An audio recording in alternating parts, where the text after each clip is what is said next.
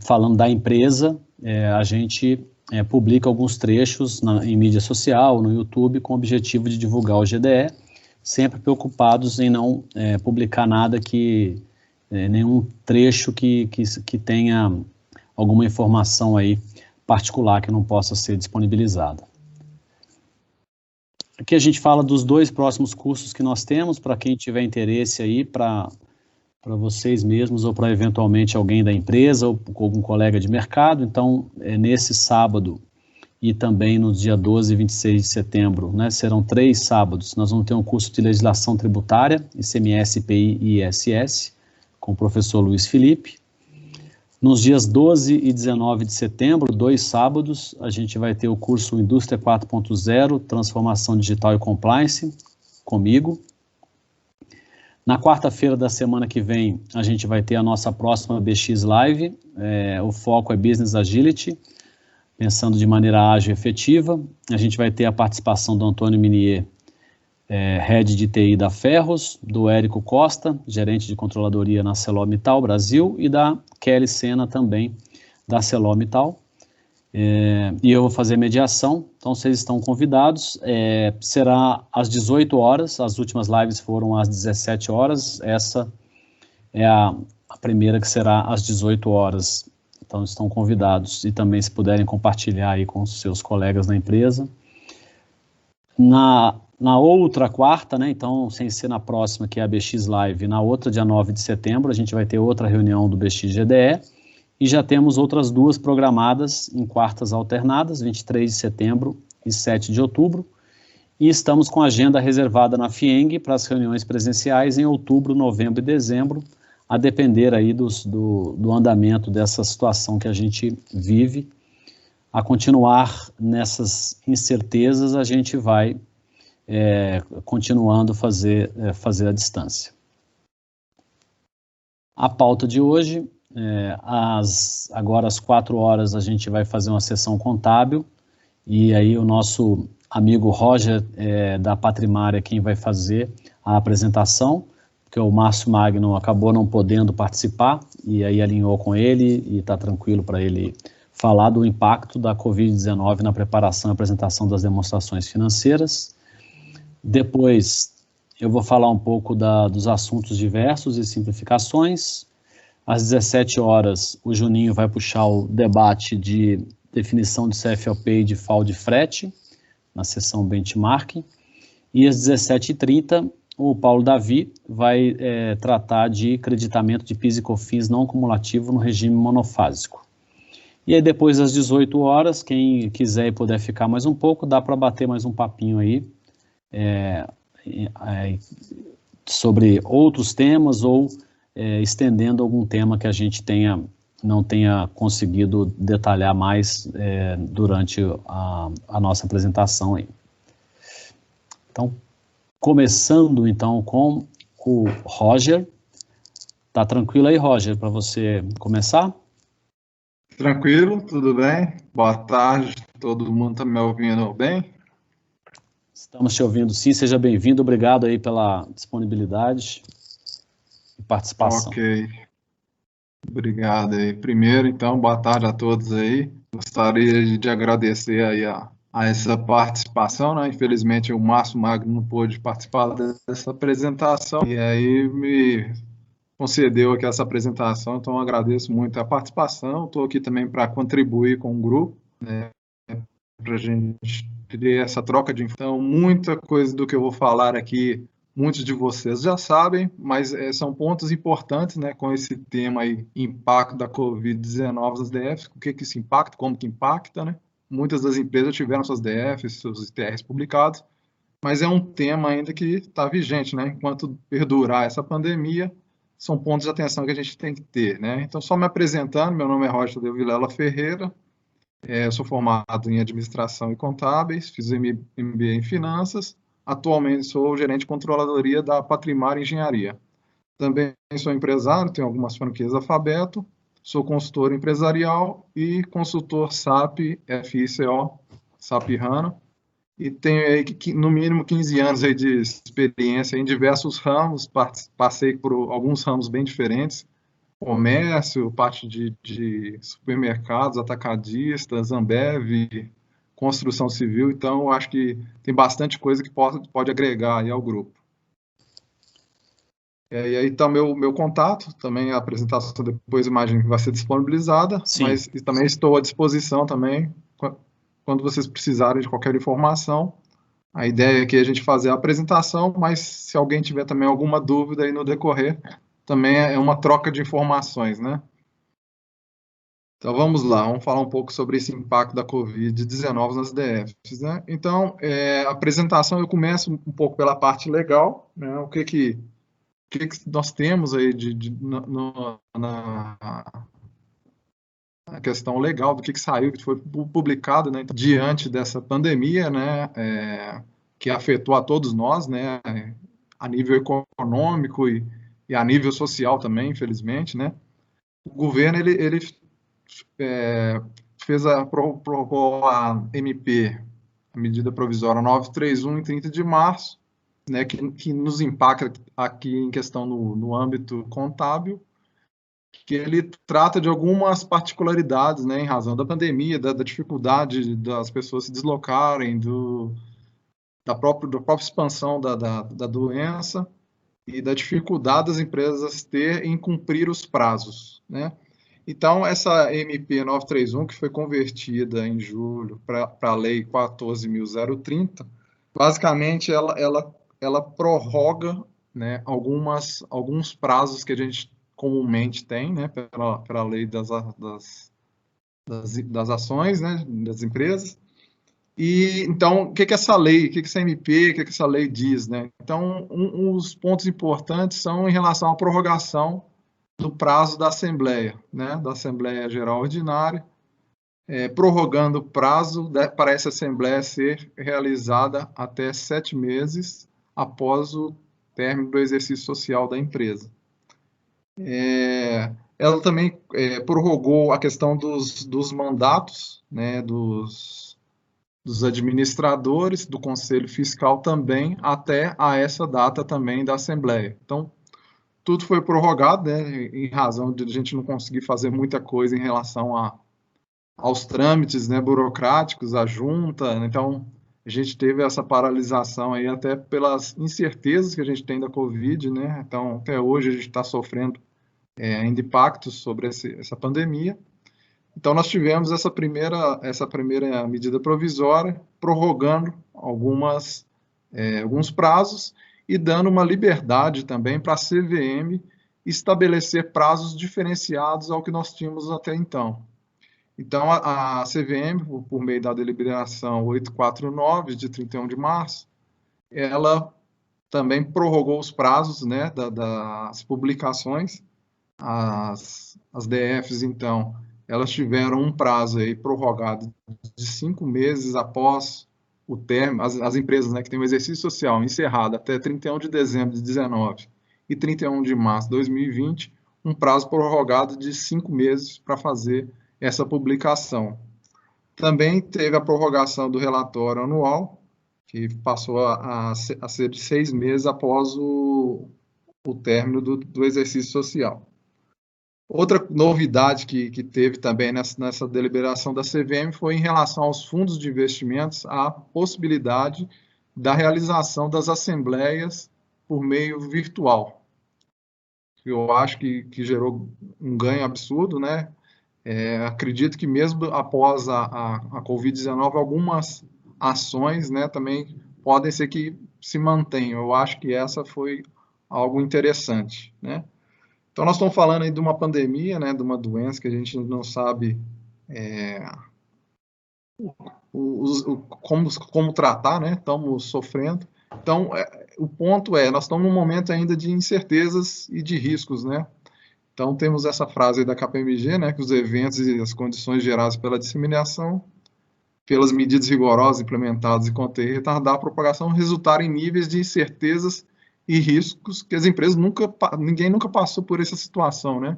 Então, ninguém nunca imaginou que a gente ficaria isolado, né, na sua casa, todo mundo de maneira, assim, global, né, todo mundo tendo que seguir determinadas regras, e isso também impacta também na economia e impacta principalmente nas demonstrações financeiras, né? E aí isso pode resultar também em impactos, né, significativos das demonstrações financeiras. E aí agora a questão é como que a gente mensura, né, esses impactos e como divulgar isso nas demonstrações. Até então são incertezas, né? Como a gente consegue fazer, ter uma base de estimativa, né? Então a gente vai falar um pouco sobre esses pontos de várias disciplinas da DF, né? De vários temas, como tratar isso, como evidenciar, quais que são os impactos, quais são os pontos de atenção que nós temos que ter. Como eu falei, muitas empresas já tiveram suas DFs publicadas, mas todos esses pontos de atenção são válidos até o momento. Então, quem faz sua publicação aí do seu ITR tem que estar atento a esses pontos que nós vamos comentar aqui, que por mais que sejam incertezas, né, a gente tem que, de alguma maneira, dimensionar, né, e medir quais que são esses impactos. A contabilidade, a primazia dela é a essência sobre a forma, né? Então a gente tem que evidenciar nas DFs o que de fato é a empresa naquele momento. Então essa o ponto importante que a gente vai falar um pouco aqui sobre os temas, de como que está sendo feito isso nas empresas, e cada ponto, como o que cada coisa deve ser refletida. Próximo slide, por favor. Então, o principal impacto, né, da Covid-19, né, então, eu fui bastante impactado por isso, né, trabalho na Patrimar, nós estávamos aí numa expectativa de economia galopante em dezembro, com perspectivas de captação de recursos em mercado, e de repente, né, a gente se deparou com esse momento aí em março, né, nos outros mercados já em dezembro de 19, da Covid-19. Até então, março, o que publicar, né, na demonstração de dezembro de 19? Então, o ponto principal, que principalmente as auditorias também levaram muito em consideração, é a questão da continuidade operacional. Como é que a gente consegue garantir que, diante dessa pandemia, a empresa vai sobreviver? Como é que ela vai garantir essa continuidade operacional? Existe essa continuidade? Qual que vai ser o meu impacto? Com o que eu trabalho? Os mercados estão fechando. Então, a gente veio pelo comércio, né? Muitas empresas fecharam. Então, mas em março a gente não tinha essa perspectiva ainda. A perspectiva era negativa, né? Então, que a gente teria um impacto significativo na economia. E era esse o ponto que a gente sabia. Então, a gente não tinha como dimensionar muito o que ia acontecer.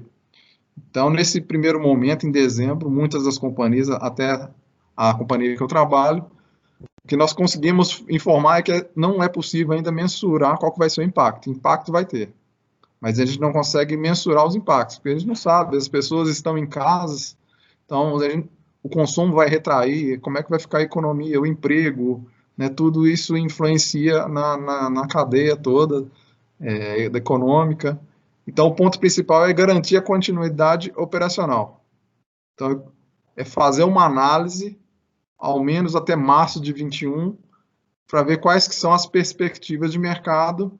Existe perspectiva ou eu já tenho algum indicador que posso levar a não ter a continuidade operacional. Então, esse é o ponto focal. O ideal é o mínimo que seja pelo menos até março de 21? Como que é essa questão de tempo aí? Então, essa questão de tempo foi passado de maneira global, até porque pela incerteza, né, a gente não saber o que vai acontecer para frente. Então, é a questão mesmo do exercício, a gente saber o que vai acontecer no próximo ano com a empresa. Então, pelo menos a curto prazo, tentar estimar quais são os impactos que a empresa poderia sofrer. Para, nesse primeiro momento, saber se ela teria esse risco ou não da continuidade operacional. Esse que foi o ponto. E as auditorias, né, as Big Four, eu trabalhei muito com elas e isso, sim, gerou uma pulga atrás da orelha de todo mundo. Porque, assim, como é que a gente consegue mensurar isso? como é que... Né, muito difícil, as estimativas realmente, o cenário estava muito escuro, a gente não estava vendo muito o que fazer.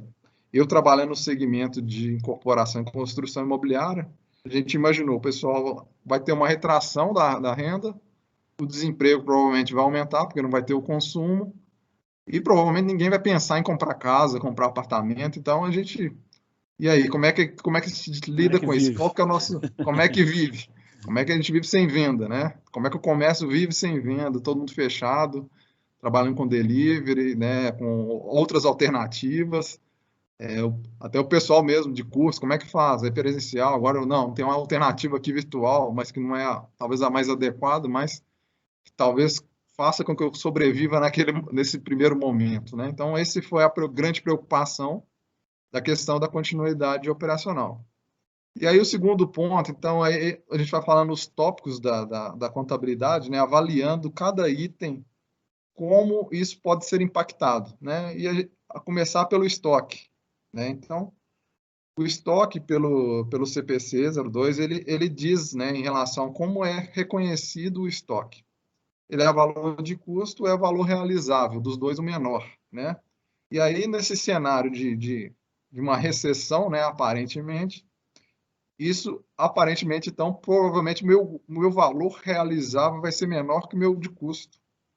Eu, como empresário no ramo, no segmento aí do comércio, de vestuário, foi um dos mais impactados, eu tive esse impacto na relação minha do meu estoque. Então, eu tive que vender peças, né, vestuário, abaixo do valor de custo para conseguir giro, né? Então, isso contabilmente, então a gente tem que fazer uma reavaliação dos nossos estoques. Existe essa grande possibilidade, né, em razão da demanda caiu repentinamente, então isso faz com que o preço também, né, então é a lei da oferta e demanda, faz com que o preço aí caia. Então, ponto de atenção, todo mundo reavaliar os seus estoques, se eles são realizáveis ou não, a que valor e qual o impacto que isso pode causar. Os ativos não circulantes, imobilizado e intangível, né? Aqui eu citaria um caso, por exemplo, dos arrendamentos, né? Então, a gente viu aí o segmento de imobiliárias, o segmento de leasing, de aeronaves, né? Então, um segmento bastante impactado, né? Então, teve essa restrição aí de deslocamento das pessoas, e esse segmento, por exemplo, da aviação, os arrendamentos, os aluguéis, né? Foram renegociados, a um valor inferior ao que estava. Então, avaliar também a questão do impairment, a questão do valor do imobilizado e do intangível também, que isso provavelmente vai sofrer algum impacto, né? A gente vê aí as companhias aéreas devolvendo aeronaves, né? O mercado não está tendo demanda, né? Em razão das restrições. Então, muitos segmentos também vão ser impactados por isso, né? Imobiliárias. O impairment de ativos financeiros. Então, o que aconteceu? Em março, o mercado financeiro desabou, né? Então, as ações, elas caíram, os ativos financeiros, os rendimentos, as aplicações, os governos, de modo mundial, né? Tentando, de alguma maneira, aquecer a economia, reduzindo taxa de juros, né? Então, isso fez com que o valor dos ativos financeiros negociados reduzissem significativamente. Então, também foi necessário fazer essa análise, e é necessário ainda fazer essa análise do impairment dos ativos financeiros, das possíveis perdas que a gente possa ter em razão do que a gente tinha reconhecido até então. O outro ponto aí que é a mensuração do valor justo. Como é que a gente faz essa mensuração do valor justo diante de um cenário de incertezas? Então, a gente teve que buscar indicadores externos, né, para a gente buscar outras metodologias para a gente quantificar e estimar o que seria, né, o valor justo, né? O que seria esse valor justo? Porque agora o mercado ele ficou instável, né? A gente não sabe qual que vai ser o futuro. Então, a gente teve que se apegar a alguns indicadores, às vezes até externos à contabilidade, para tentar medir, para chegar nessa mensuração aí do valor justo. Tributo sobre o lucro. E aí, os impostos, como é que ficam? Eles foram impactados ou não foram? Com certeza foram, né? Então, a gente teve aí uma questão fundamental de planejamento tributário, né? A gente não sabe qual vai ser a receita da empresa no futuro. Qual que é o regime que eu tenho que adotar?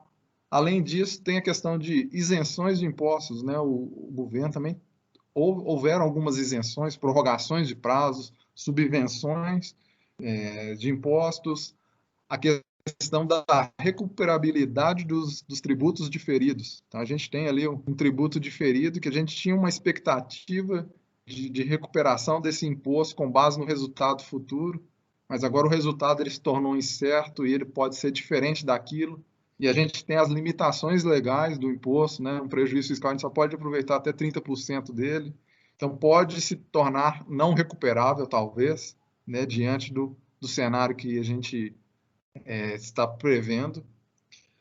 Eventos subsequentes. Então, a gente tem os eventos subsequentes, que é, como eu falo, a contabilidade, então a gente tem que expressar a realidade e a gente, diante de algum evento que a gente saiba que vai ter um impacto futuro ou que já tem um impacto agora, a gente tem que divulgar essa informação, né? Então, eventos ajustáveis ou não ajustáveis, a demonstração é um ponto importante para a gente dar a informação para o leitor de como está a empresa, de qual é a expectativa também da administração, qual é a perspectiva da empresa em relação a todo esse cenário incerto.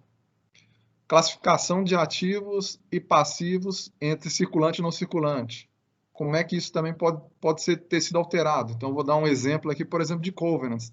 Então, uma empresa que tinha ali vários covenants, provavelmente ela não vai conseguir cumprir aquelas cláusulas dos contratos de empréstimo que pode declarar, por exemplo, um vencimento antecipado, né? E aí a gente tem que classificar uma dívida que até então era de longo prazo e agora pode se tornar uma dívida de curto prazo.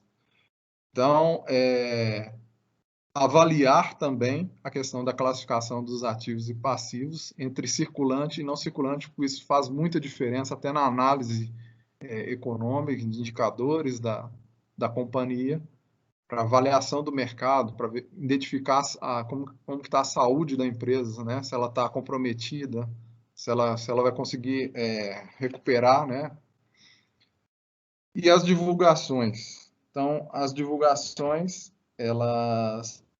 todas as mudanças que a gente tenha, né, em julgamentos e premissas significativas feitas pela administração, elas têm que ser informadas. Então, todos os impactos que forem pensados e estimados no desempenho da companhia, principalmente no impacto do caixa da companhia, na geração de caixa da companhia, né? Então, os ativos imobilizados, por exemplo, a depreciação disso, a realização disso, qual é a expectativa, né? Que a gente faz uma geração, um fluxo de caixa futuro, agora a taxa de desconto vai ser menor, então isso vai causar alguns impactos, né? Então, algo que a gente esperava um retorno em determinado tempo vai passar a ser um determinado tempo diferente. Então, esses foram os principais temas aí que eu consegui identificar, né, dos impactos que a Covid pode ter, né, nas demonstrativas. Então, como a gente pode observar, são pontos relevantes, variação de moeda, cotações, análise também da questão do mercado internacional. Então, tem muitas empresas que dependem, né, do consumo externo, então ela não vai conseguir mais exportar, né? A cotação do dólar está subindo, isso pode gerar impactos muito relevantes numa empresa e até determinar a não continuidade da empresa, né? Então a gente, mas também assim, por outro lado, né? Depois dessa passada aí de março assim, eu acho que para o meu segmento aqui de construção imobiliária, a gente está revelando também um lado positivo, né? Tudo tem seus dois lados aí, positivo e negativo, né? Mas a Covid, ela também despertou, no caso do meu segmento, o interesse das pessoas em buscar imóveis com melhor espaço, com melhor comodidade. Então, isso fez também com que o mercado aquecesse. O governo também, esse segmento de construção civil, ele é um segmento que ele emprega muita gente. Então, uma das formas de você acelerar a economia é fazer investimento ou conceder benefícios para esse segmento. Uhum. E o governo, a Caixa, né, liberação de créditos, fomentou muito essa questão, né, o segmento do ramo imobiliário, ele retornou num patamar, assim, inesperado, vamos dizer assim. Em junho, julho, ele já estava praticamente ao patamar que ele estava no início do ano. Então, a demanda cresceu, as pessoas estão se adaptando também à questão do virtual, né, de fazer suas compras virtual, de entender como é que as coisas funcionam, né, que a gente consegue sobreviver desse modo nosso de isolamento, que nada está perdido, a gente consegue se virar, né, as coisas vão se adaptando. E hoje esse segmento que eu estou é um segmento que está assim, batendo recorde de vendas. Então a gente vê aí nosso parceiro MRV, nós, Patrimar também, assim, batendo recorde de vendas. As pessoas buscando mesmo a questão da comodidade, imóveis novos, a questão de ter um home office, né, um local preparado, um local mais adequado.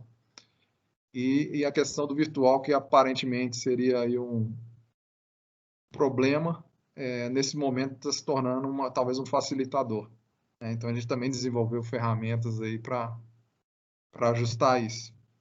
Mas voltando aqui para o nosso tema, então esses são os pontos. A gente pode perceber que os impactos aí em cada segmento vão ter impactos diferentes, né? Alguns vão ser mais impactados, outros menos impactados, né? Então o segmento de agronegócio é um segmento que praticamente passou ileso aí a todos esses impactos. Próximo slide, por favor. Então, o que é importante, então, a gente, quando mensurar essas informações, quando fazer as contabilizações dessas informações, o importante é ter prudência, bom senso e tomar cuidado com a conveniência sobre a forma. Então, a nossa primazia é a essência sobre a forma. A gente tomar cuidado para a gente não estimar algo diferente daquilo que realmente é. Então, a contabilidade, né, para a gente representar perfeitamente tem que ser fidedigna, né, à realidade. Então, ela tem que ser completa, neutra, isenta de erros. Então, a gente sabe que alguns impactos são negativos, outros podem ser positivos, mas a gente, como contador, né, como responsável pela informação, pela DF, a gente tem que representar aquilo que de fato está acontecendo. Então, essa é a mensagem aí. Próximo slide. Acho que já foi, Esse né? é o último. Então, esse é o último. Esse que é o ponto que a gente tem que ter ao bom senso, né, da gente ter atenção nas DFs, a esses pontos que foram colocados. Essa apresentação, ela não explora todos os outros impactos, tem outros impactos, com certeza, mas eu acho que esses que foram mencionados talvez sejam os mais relevantes que a gente tem que ter atenção. Eu acho que era isso, então. Agradeço aí, Zé Adriano. Se alguém tiver alguma pergunta também, fique à vontade. Pessoal, alguém quer comentar alguma coisa? Maria, Márcio, por exemplo, né? Estou chamando aqui quem eu vi que entrou aqui depois aqui.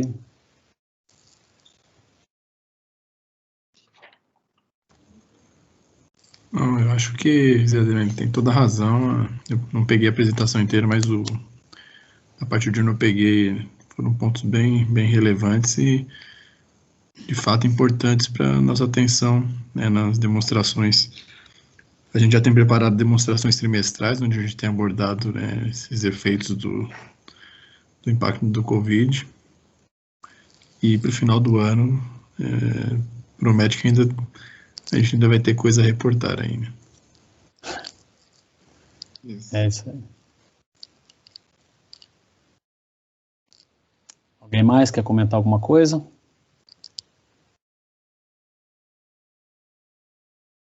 Ô, Roger, muito obrigado, então, pela sua contribuição aí.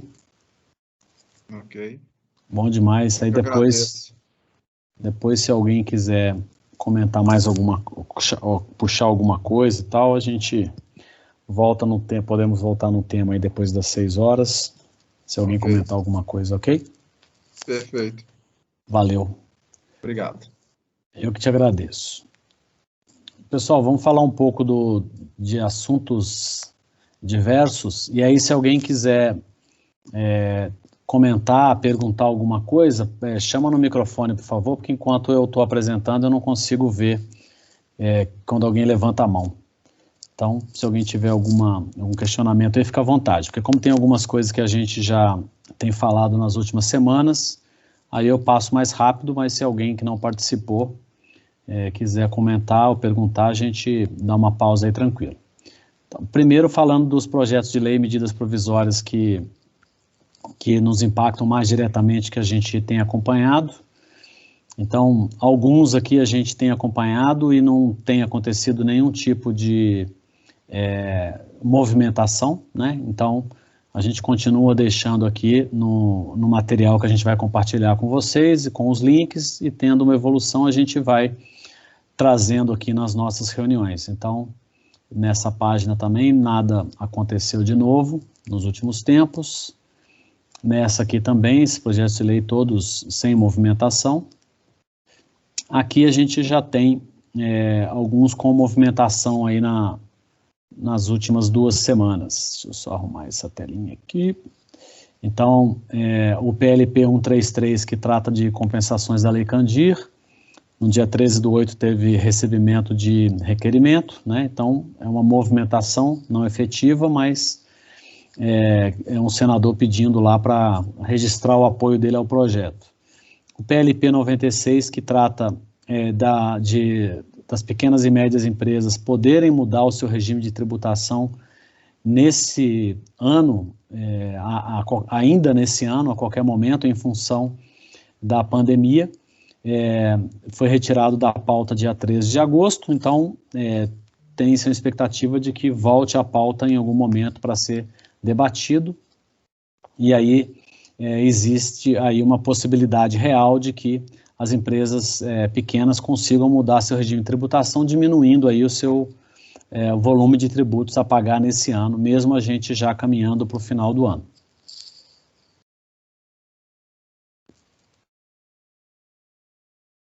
O PLC 170 e o PLP 461 é aquele que trata do ISS, no local de prestação do serviço, e também da criação do Comitê Gestor das Obrigações Acessórias de ISS. Então, no dia 20 de agosto, houve a apresentação do relatório da relatora e foi encerrado o prazo para apresentação de destaques.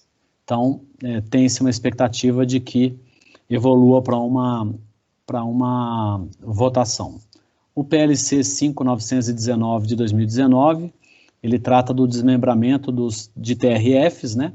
Então, e o primeiro a ser criado é o de Minas Gerais, que está aqui, é o chamado 7ª Região, que vai ter sede em Belo Horizonte e vai tratar do estado de Minas. Então, a expectativa é que seja votado ainda hoje esse projeto e ele seja aprovado. E aí depois do estado de Minas, que é o que representa o maior volume dentro da região que ele faz parte hoje, por isso que ele vai ser o primeiro, e depois vão ser criadas as outras regiões para seguir esse desmembramento. Em São Paulo tem o projeto de lei 529, que estabelece medidas lá de ajuste fiscal e equilíbrio das contas públicas, e também envolve benefícios fiscais e parcelamento dos tributos, incluindo o ISS. Então ele foi publicado dia 13 de agosto, e hoje, até hoje, vários municípios e câmaras municipais têm enviado ofícios com comentários e requerimentos acerca desse projeto de lei. Falando de medidas provisórias, então essas duas aqui não tiveram movimentação, crédito presumido de IPI e ZPS, que são as zonas de processamento de exportação. A medida provisória 983 de assinaturas eletrônicas, ela não teve movimentação, mas vale a pena comentar que a gente falou mais no detalhe na última reunião, mas ela trata do desmembramento do que hoje é o certificado digital, né, a exigência do certificado digital.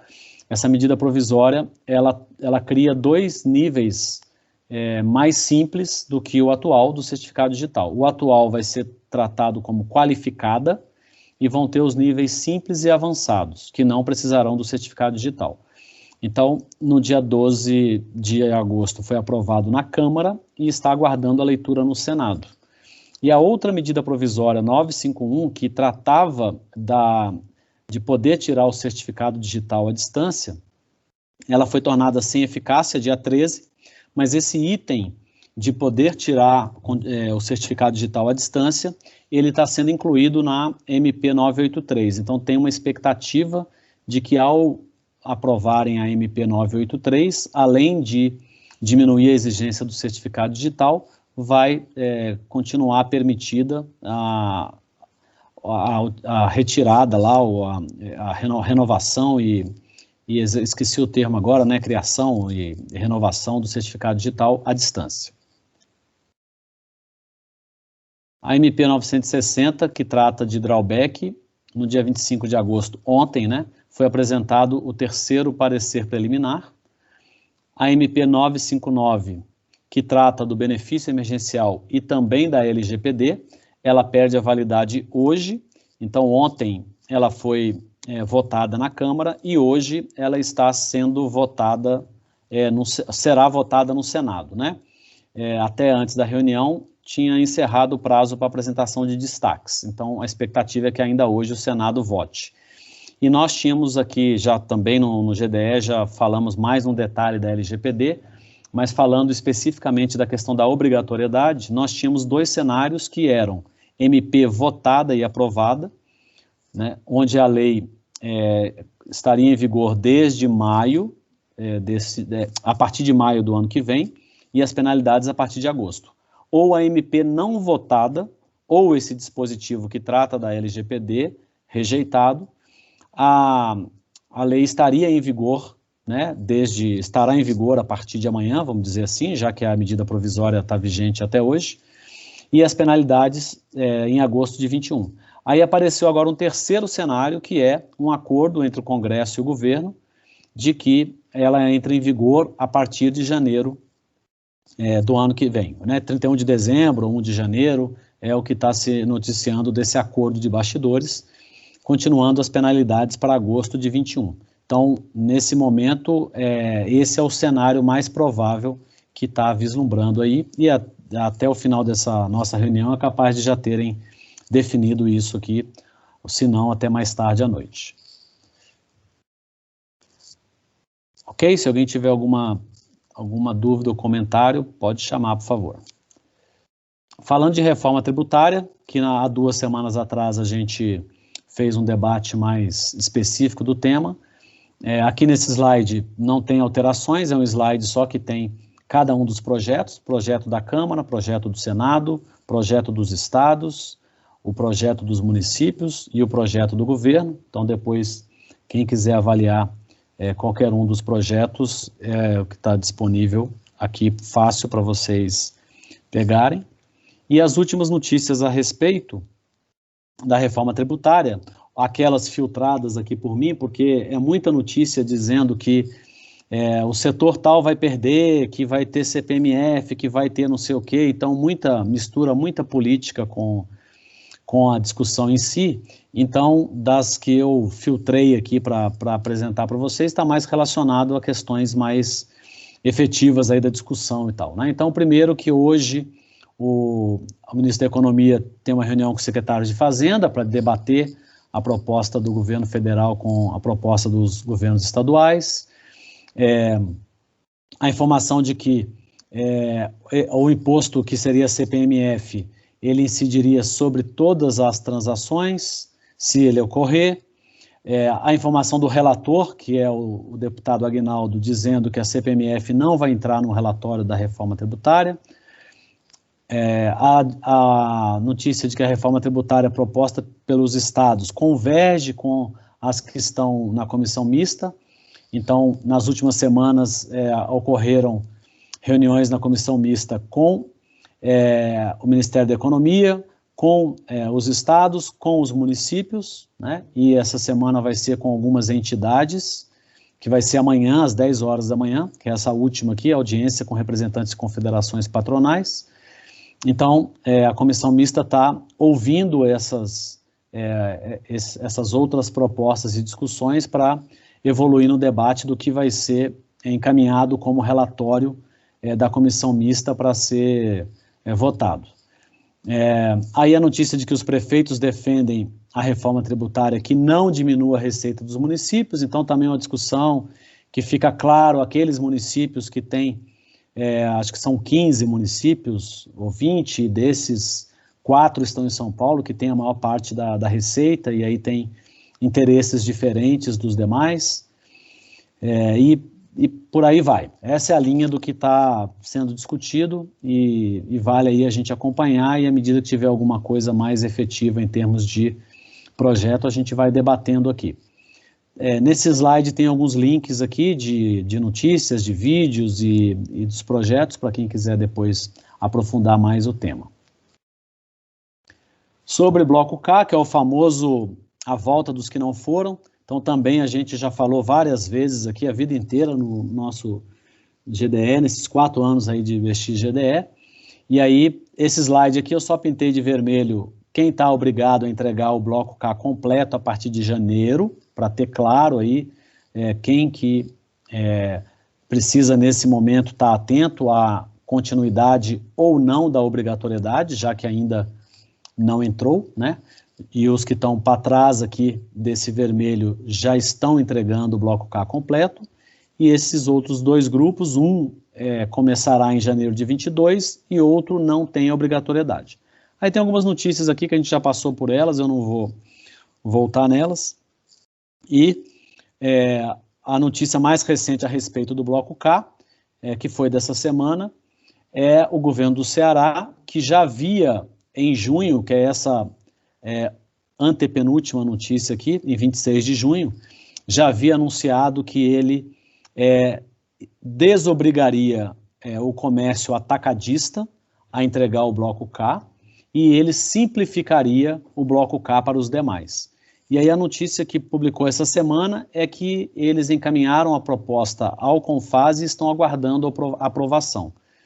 Então, eu particularmente tenho uma expectativa de que o CONFAS vai permitir que os estados possam desobrigar algum tipo de segmento, como nesse exemplo do Ceará, que seria o comércio atacadista, e que possa desobrigar alguns registros. Então, é essa expectativa que eu tenho em relação à discussão de simplificação ou extinção, e como também consequência da Lei da Liberdade Econômica, que em âmbito federal obrigou a simplificação do Bloco K, né? Mas não houve nada ainda de efetivo em relação a isso.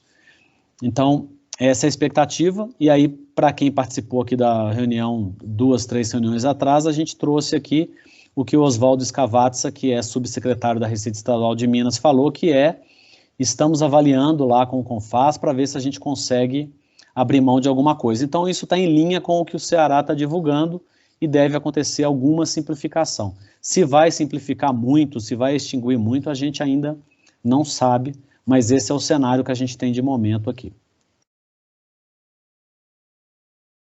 E aí, de assuntos outros, né? Uma nota sobre a decisão do STF a respeito da não incidência de contribuição previdenciária sobre salário e maternidade. Então, essa aqui é uma nota do E-Social dizendo que essa decisão precisa ser analisada e corroborada para que o E-Social reflita isso. Para quem tem estabelecimentos no Amazonas a informação de que regras facultativas seriam implementadas na nota fiscal eletrônica, e financeira também, para quem tem obrigatoriedade, prorrogação do prazo de envio, aconteceu. Concedido crédito presumido de IPI para empresas que investem em desenvolvimento e pesquisa. Nota fiscal eletrônica e nota fiscal ao consumidor, foi publicada uma consulta pública sobre a nota técnica 2020-005, de forma que as empresas possam, né, se manifestar, seja empresas de software ou empresas ou contribuintes, antes que essa nota técnica seja publicada. Ela será publicada até 10 de setembro e ela vai ter a entrada em produção somente no ano que vem, em setembro do ano que vem. Então, isso aqui é um pleito grande das empresas, de que tenha-se um tempo, tenha primeiro um debate e depois tenha-se um tempo para as empresas se adaptarem e adaptar os seus sistemas às alterações no layout da nota fiscal eletrônica. Uma notícia sobre novidades do sistema RAIS, então aí também a gente já falou em outras reuniões, que para quem está obrigado ao e-social, cumpriu as informações, e para quem não estava, tinha que fazer uma transmissão, e aqui a novidade em relação à disponibilização dessas informações. Teve uma portaria e algumas alterações, 2 ou 3, com relação à reunião de julgamento não presencial no CARF, a confirmação do Ministério da Economia de que o Siscoserv morreu. Então, a gente tinha falado há 2 reuniões atrás sobre a perspectiva de que no ano que vem houvesse uma mudança, uma simplificação ou uma extinção, e há uma semana houve a confirmação do Ministério da Economia de que não existe mais a obrigatoriedade do Siscoserv, as empresas não precisam mais prestar as informações e que o Ministério da Economia vai buscar essas informações na base de dados do Banco Central, principalmente. E que nas próximas semanas serão editadas aí as normas tributárias para confirmar essa dispensa. Decisão do STF de que o ISS não deve integrar a base de cálculo do PIS e da COFINS, né? Mais uma. A notícia de que o CARF não seguiu novamente a decisão do STF sobre o ICMS na base de cálculo do PIS e COFINS. Até o Paulo Davi divulgou essa notícia no grupo do WhatsApp aqui do GDE. Eu até perguntei para ele na hora, eu falei, mas essa notícia é nova ou é aquela do ano passado? Né? Então, em mais um caso, não seguiu a decisão. Né? O Congresso Nacional adiou a análise de veto à desoneração da folha. Então, a desoneração da folha ela está prevista para acabar em 31 de dezembro desse ano, e o Congresso está para votar se ele aceita ou não o veto da presidência em relação à postergação até 31 de dezembro do ano que vem. Essa discussão faz parte da discussão de reforma tributária, de tributação de lucros e dividendos, de CPMF, etc. e tal. Então, com certeza a discussão e o acordo para analisar esse veto faz parte desse contexto. E aí foi adiado porque não se chegou a um acordo, então ainda deve ser votado isso. Nas discussões de reforma tributária, discussões mais evoluídas, né, existe uma expectativa de momento, vamos dizer assim, né, de uma desoneração generalizada, limitada a 1 ou 2 salários mínimos, diferente da que está vigente atualmente até 31 de dezembro. E para que essa desoneração aconteça, compensações terão que vir de outras fontes, né? A notícia de que o CAD queria ser a ANPD, que é a autoridade que vai cuidar da LGPD e normatizar e autuar, e logo depois a notícia de que a Casa Civil é quem vai fazer isso. Então, que a Casa Civil já tem projeto, já está preparada, que o custo é baixo e que eles vão implementar essa autoridade nacional de maneira fácil e rápida, né? Que é uma discussão em paralelo a essa questão da medida provisória, se a LGPD estará vigente a partir de amanhã, se é a partir de janeiro, se é a partir de maio, e que não adianta estar vigente se não tiver a NPD. Então, nós também já debatemos isso mais um detalhe aqui no BXGDE, mas o que a gente, assim, de maneira muito resumida, mesmo sem a NPD, o PROCON, o Ministério Público, por exemplo, são entidades que podem fiscalizar e gerar autuações para as empresas a partir da legislação de LGPD, mesmo que não tenha autoridade nacional. É o que pensam aí os juristas e também com base na legislação da Europa e com experiência da Europa, né? A Receita Federal instituiu o Programa de Integridade, que tem o objetivo lá de fiscalizar e detectar desvios da própria Receita Federal, então para garantir que eles não tenham nenhum desvio de ética ou outras coisas nesse sentido. Então essa portaria foi publicada. A informação de que a Receita Federal declarará inaptidão de CNPJs por omissão de declaração, aí é para omissão de declaração de DCTF nos últimos 5 anos. Então, é um alerta, porque tem empresas que deixam isso, esquecem ou largam, não sei por que não fazem, inclusive questões de inativas também. A notícia, né, de que o governo prorrogou por 2 meses o programa de redução de jornada e salário. O governo da Paraíba lançou um programa Cefaz Sem Autuação, que é um programa de apoio ao contribuinte para ajudar a parcelar, a cumprir os débitos atrasados, a cumprir as obrigações atrasadas e tal, nesse ambiente aí de pandemia. A notícia aqui de que a Juseng ficou fora do ar menos tempo do que era esperado, já voltou antes do tempo. Foi publicado, né, o Guia Prático 3.0.4 do SPED Fiscal. Ele trata do layout 15, que vai ser implementado a partir de janeiro de 21. Já havia sido normatizado pelo ato COTEP em 21 de julho, então há um mês atrás mais ou menos.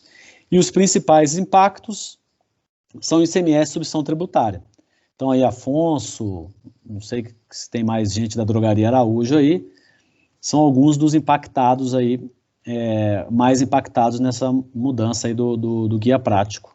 Vale a pena dar uma olhada lá com mais cuidado aí do que mudou. Nós também somos impactados, Zé Adriano, a Links com a... Você é impactado em tudo, né, Tadeu? Porque vocês atendem a varejo. Mudou qualquer vírgula, me atinge, né? É isso aí. Tá certo. Obrigado. Tá ligado aí, né? Valeu, obrigado. E você sabe que aqui no BXGDE, assim, apareceu o soldado no quartel, né? Aí eu falo assim, já vou escrever aqui, na reunião do mês que vem, o Tadeu vai comentar as mudanças que vieram no Guia Prático. Desafio lançado, hein? Tá aceito? Então, beleza, obrigado. Que assim, para quem não tiver tempo de ver até lá, já dá para apresentar, né? Foi publicado hoje ou ontem, né? Acho que foi ontem, no final do dia. Eu estou acessando a página aqui agora.